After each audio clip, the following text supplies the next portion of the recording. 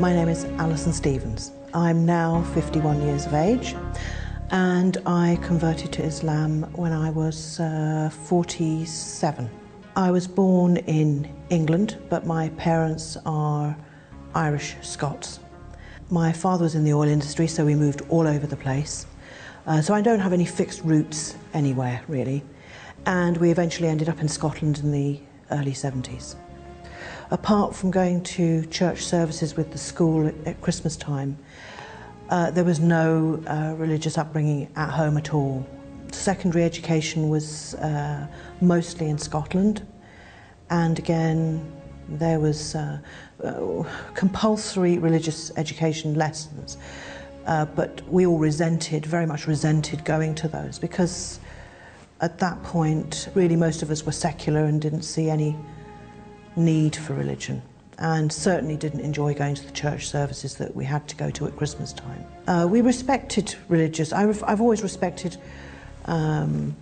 religious people, but for me it was not necessary. I didn't feel any particular yearning. To be honest, I felt religion caused a lot of problems, and I was more interested in the human condition and caring for human beings. I called myself atheist. I was more 99% atheist, but there was this tiny little bit of me that couldn't quite call itself completely atheist. That's the whole beauty of the thing. I wasn't actually looking at religion at all.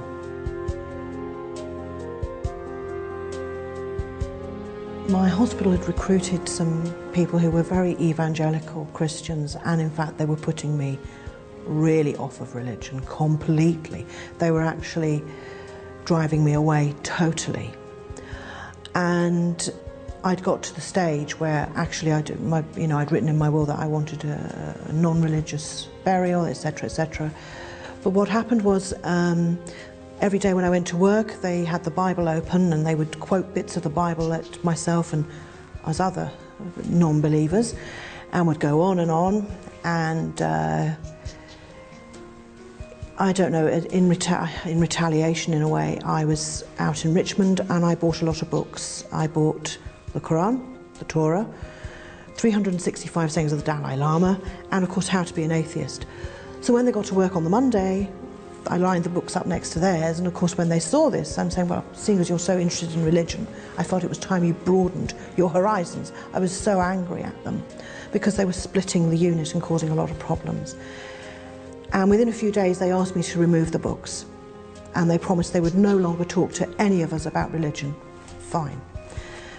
And I took the books home and was just flicking through them very quickly, and again didn't feel anything particular, but I opened up the Quran thinking, okay, let's just see what this is all about.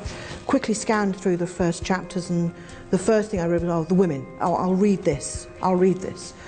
Opened it up and started reading it, and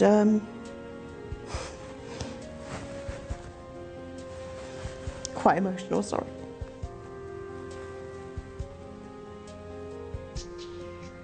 The shock was quite profound. Even now, it's quite profound.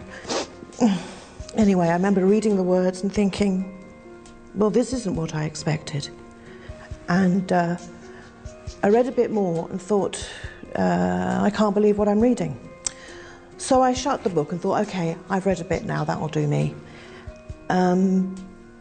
But I couldn't stop reading it. So a few days later, I decided to read from the front. It was just wonderful. It was so gentle, but very profound. It was very powerful, just reading the words. I desperately tried to rationalize it and kept reading, and the more I read, the more it made sense. And as I say, it really was like a light had been turned on. Very bizarre for somebody who'd been so against religion. And I remember trying desperately not to believe what I was reading, resisting it, and at one point closing the Quran and thinking, I'm never going to read this anymore, I'm not going to read anymore. But I couldn't help myself. It was a very strong thing, very strong. So after reading a few chapters, I thought, well, maybe my translation is wrong.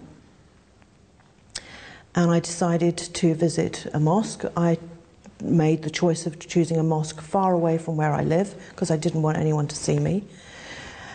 And I went to the masjid and pulled on a scarf and everything.